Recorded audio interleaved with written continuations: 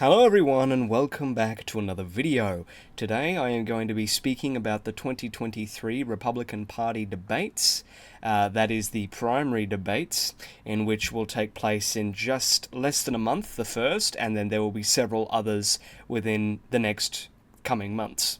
I wanted to speak intricately today about who I think will attend, who I think will qualify, and who I think and what the general outlook of the debates will be, how people will act, what kind of rhetoric different candidates will use, and the policies that will be focused upon. And with that, let's get started. So I'm down here looking at the qualifying criteria, and we can see here that of the major candidates, a lot of them have already met the prerequisites. There are a few candidates that you wouldn't consider major, such as Larry Elder, Will Hurd, Perry Johnson, Mike Pence, which is interesting, and Francis Suarez, who haven't, but I would imagine that some of them, at least, Pence and Suarez, perhaps will be able to reach their goals within the coming weeks. As we can see here, though, the big guys are already in. We've got Doug Burnham, Christie, DeSantis, Haley, Nikki Haley, Ramaswamy, Vivek, Tim Scott, and Donald Trump are all qualifying. Now, the biggest thing that's going to play a factor in this debate is this first debate here in Milwaukee is going to determine the outlook of the debate and how it is structured. Donald Trump has said that he may not attend. He's threatened not to attend, speculating that he already has the support he needs in order to win the nomination. It would be a big showing of force if the candidate who in an open primary season, if he did not attend the debates, was pre-selected for the nomination. That would show just how powerful Donald Trump is in the Republican Party, and that's sort of what he's trying to get behind. His supporters are fond of it. Independent voters aren't supportive of it. Moderate voters that shift between Trump and other candidates, they would like to see him debate, and in fact a majority of the Republican Party would like to see him debate. But all of these other candidates that do qualify, they have already said that they are going to be debating, because as we know from previous elections, as you'll see in 2008 in particular, Rudy Giuliani and other variations, Rick Perry 2012, their campaigns were ruined by a simple debate performance. If you look at my no context videos, I've got a few of those situations in there. So I'm going to break down the kind of rhetoric that I expect to see from each of the candidates and how I feel that each of them will sort of play off of each other and whether it'll affect them greatly or not in the polls, because I think, let me just tell you that it will for some of these people. So I'll start off with a simple one in the form of Doug Burnham. Doug Burnham is, as I've stated in the past, has focused his campaign largely around character. He is the governor of North Dakota, and he's someone who would seem to appeal to a humble attitude, to someone who wants to get into politics to help people. He stated in a interview with MSNBC that he does not lie. He is someone who wants to uphold integrity and honor. It's not actually too dissimilar from the rhetoric that Christie has. Doug Burnham hasn't really been focusing on policy, so therefore I expect him to be characterized by other candidates, other leading candidates, perhaps like DeSantis and Trump, if he goes in, and I'll speak about him last. I'll expect him to be categorized as, again, another where's the beef candidate, someone who's running for the presidency, you might say, rather than to be president. He's not going to be someone who enacts a lot of grand policies. He's going to be a caretaker. That's the kind of appeal that I think the large majority of the candidates are going to attack him on, like someone like Marco Rubio, for instance, who was once touted as the future of the Republican Party, was attacked by Christie vigorously. In fact, there's a famous clip in 2016 of him basically giving out a rehearsed political dialogue and saying, this is how America works, this is what we're doing, and Christie calls him out for it. And with that said, Christie is going to act somewhat similar, in my belief, to that he did in 2016, by which he will be a populist, fairly likable, I think, to the majority of the Republican Party, and also relatable guy who's not afraid to go on the attack, but also act in favour of his own policies. And of course he's a Northern Republican, so they will play off on the fear that he will adhere to a moderate attitude on the culture wars, but that will actually go ahead and hurt DeSantis, who I'll talk about now. And I'll say that you may have seen in the past week he sacked a third of his campaign staff in an attempt to what they're calling reboot his campaign, to focus away from the culture war issues, which he hasn't seemed to be able to do, focus more on policy, fiscal conservatism, securing the border, things like that. That's what he wants to grind down on. But unfortunately for his campaign, people will only remember him, especially the candidates here who will focus on that, will remember him as someone who wants to focus in on the culture war, and that does not appeal to a large majority of independent or moderate voters. It sounds like he doesn't have a lot of policy, or at least a different frame of how the presidency can run. He was originally touted as someone who could be an alternative to Trump's rhetoric, but now it appears as though for the Republican Party he is the alternative to everyone else. And we can see the DeSantis supporters flocking to Trump and flocking to Tim Scott and Ramaswamy and other people. So that's going to be a problem for him. I'm going to guess that Christie is going to attack him vigorously for his failed campaign, for his basically pro-Trump campaign for the most part, and other people like Nikki Haley maybe, and not Tim Scott maybe Vivek Ramaswamy will say that he has not the charisma and does not have the intelligence to host the presidency. After what you've seen, there was a support video posted by his or by a supporter of his that contained, apparently, and I haven't seen the video, but it contained swastikas or maybe Nazi imagery, which has hurt him drastically. So I would be surprised to see that DeSantis does well in the Republican debates. I would say that likely he'll stick to, again, an anti-populist rhetoric. He will go with the similar to Marco Rubio rehearsed speeches and such, and I don't believe that really he'll be anything too exciting. So I'd expect for these first three candidates, just to sum up, Burgum will probably get Burgum will probably get a slight boost. I don't know, but nothing more than 0.2%, I'd say, on a national level. But I would also say that Doug Burnham's, I suppose, charm and humble nature is appealing.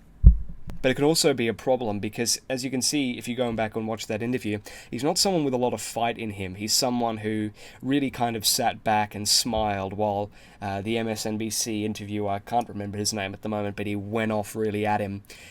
So that might hurt him a bit, and that might open him up to other attacks from other candidates. Christie will probably improve quite a lot. I don't think that he'll appeal to a moderate agenda. I think he'll go a fairly conservative agenda to appeal to dissuade Trump voters who just think that he's a rhino, and I think that'll help him out a little bit. And he is a good debater. If you go back and watch the 2016 debates, he is a good debater. He can speak. I would say he gets up maybe another extra % or so. DeSantis will be hurt by probably another 2 points because it really opens up to a field to the people who watch these debates.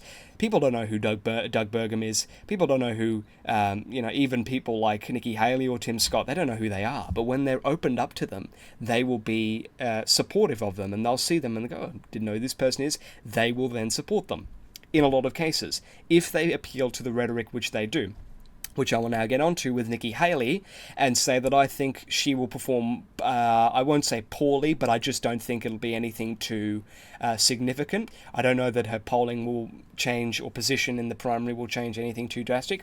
Again, I would say that Nikki Haley is a very plausible choice for vice president, but really as president, she just does not have the clout, and I don't think she's been tough enough on Trump if she wants to appeal to that camp, which at the beginning it looked as though she was. I don't think she's been tough enough, and frankly, I don't think that it's going to help her if she flip-flops. She's been flip-flopping quite a bit on policy, especially in regards to things like the family policy and the idea behind the social policy behind promoting families, which DeSantis has been going on. So she might actually lose a bit of support, but if not, I don't think it'll be anything too significant. Frankly, I'd probably say that every candidate will go up against her for the flip-flopping, especially the anti-Trump candidates who, like Christie, who will say that she did support Trump for a time there. Mind you, Christie, that would be pretty hypocritical of him thinking now. But anyway, so I'll move on now. Asa Hutchinson I don't think is going to qualify, so I'll move on from him. Mike Pence, I'm actually down here. I'm surprised to see that he hasn't yet qualified, considering he's the fourth and usually been the third best candidate in regards to the national polling position. But I will just do Mike Pence because I do believe he'll qualify. Mike Pence will be someone who, again, refers back to that conservative, very conservative, but also very sort of humble family, things like that. He'll go on that rhetoric, but he will also be relatable, as in this field he might be similar to someone like Tim Scott, who can appeal to an electable rhetoric of conservatism, but also somewhat moderation, anti-Trump. I suppose you'd have to be anti-Trump, even though Pence has been really weird on that regard. I don't think Pence is going to be someone who attacks any of the candidates in this one. I think he'll go on the defensive, similar to Doug Burnham, and just try and appeal to a more, probably a base that's disenfranchised with the current, I suppose you'd call it conflict between politicians. He will be able to probably relate to a lot of rural voters coming from Indiana. He'll appeal to the Midwest. He'll appeal to industrial workers, as he did in 2016. So Mike Pence, I would assume with Mike Pence, though, it's going to be another situation whereby everyone knows who he is, similar to DeSantis, in the sense that he will probably lose a bit of support based on the fact that people will be opened up to other candidates. So if he does participate in the debates, which I do think he'll qualify, I mean, I don't think I'd be surprised if he doesn't qualify, but I will say that I think he'll probably lose a bit of support, or it won't be too significant. Moving on to Vivek Ramaswamy. Now, here is a very interesting case. I think Vivek Ramaswamy is going to be the person that is really sent into a shockwave as a result of this debate. I think he's going to be the person that has the most impact, and I think he's actually going to be able to appeal to a lot of the different different styles of campaigning that we've seen from all of these people. He will have the humble attitude of Pence and Burgum. He'll have the populist sort of relatable attitude of being a young and charismatic person of Christie. And he will appeal to a conservative agenda. He can go a bit hard on the culture wars in some cases, but he's going to, I think, move off of that. He will promote his civics test reform in regards to voting qualification, and that will clash likely. Probably clash. I mean, I don't think it'll clash, really. And as such, I think a lot of people are going to be supportive of what he has to say. He has a good balance between rhetoric and policy, which is going to be really helpful. And frankly, I don't see a line of attack from really any candidate. The only one that you could go for is that he has no political experience. But then the only one who could argue that is Christie, or anyone really is going to post Trump. Nikki Haley maybe, because Trump had no political experience, and of course he won in 2016. So I don't think that's really an effective communication effort anymore at least in regards to the Republican Party. So I think Ramaswamy could actually go up as far as maybe 3 or 4 points after the first few debates. I think if enough people are focused on what he's saying, and if he gets enough clout and attention, which he is at the moment, he could overtake Ron DeSantis, and he can end up being a very prominent late-game contender. Tim Scott. I've talked a bit about Tim Scott. In fact, I've talked quite a lot about Tim Scott in my tier list video. Of course, he was the one which I called the most electable. I've said that his campaign tries to focus on moderate conservatism without alienating or attacking any sort of base. He's, again, another one which I don't think really any candidate is going to have a line of attack on. I just don't think that people will be able to say Tim Scott is not competent for America. He's not what Republicans need. I think he's exactly what Republicans need if you're talking strictly from an electoral standard, and that he's not too old but not too young. He's got a good, decent amount of political experience. He relates well. He's also quite popular with conservative groups, and if you look at the forum that he did with Tucker Carlson, he was quite popular there. I put him in my no context video if you want to go and check that out. There was a moment in that was seen as pretty awkward. But ignoring that, I think he could do pretty well. I'm not sure how the debate stage exactly will improve him. I think he'll probably find himself, if clashing with anyone, it would be someone like Nikki Haley for the flip-flopping, whereas Tim Scott, I think he's seen as someone who has a pretty clear view on the issues. He's very popular in his state of South Carolina. He's a senator. So I think he will probably go up by maybe a point or two. I just want to talk quickly about Francis Suarez, because I don't think he's going to qualify for the debate, but I will say that he is an example of someone who I think could do well in the debate. I think he'd be prominent because he is someone who has a fairly charming attitude. He's got a good record as mayor of Miami to work off of. He's young, he's pretty charismatic, and he speaks well, though mind you, he is someone who would... again, be anti-populist. He would be someone who's going to focus on political messaging and speak, I suppose, in a dignified manner on the debate stage, but that's if he qualifies, which I don't think he qualifies. He just doesn't have the clout at the moment. But he would be an example because he's not well known really by anyone. If he was able to contend on the debate stage, it would do very well for his polling position. And then finally, we have Trump. Donald John Trump, the former president of the United States, now running for a second and non-consecutive term. What do I think of Donald Trump on the debate stage? Well, I'll say this. The debate stage made Trump's 2016 campaign, so I think it would be a blunder, personally, for him to not get on the debate stage. Because what happens if he doesn't go on? Well, I'll tell you this. All of these other candidates here, they find it so easy to gang up on him. They will use it, as they did in 2016. If you look at Ted Cruz, John Kasich, there was a debate in Vermont. John Kasich, Marco Rubio, all the prominent candidates, they used a position whereby Trump did not attend a debate to attack him and to attack his rhetoric and to attack his style of leadership. That ended up helping him to a degree. I don't think it'll help him this time because a lot of these candidates are gaining traction. Vivek Ramaswamy, DeSantis for a moment, Christie even, and other people, Mike Pence. They all have a certain electability.